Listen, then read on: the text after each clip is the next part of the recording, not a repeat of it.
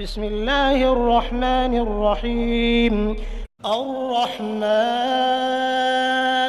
علم القرآن خلق الإنسان علمه البيان الشمس والقمر بحسبان والنجم والشجر يسجدان والسماء رفعها ووضع الميزان ألا تطغوا في الميزان وأقيموا الوزن بالقسط ولا تخسروا الميزان والأرض وضعها للأنام فيها فاكهة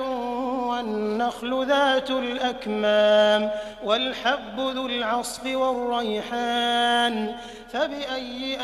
آلاء ربكما تكذبان خلق الإنسان من صلصال كالفخار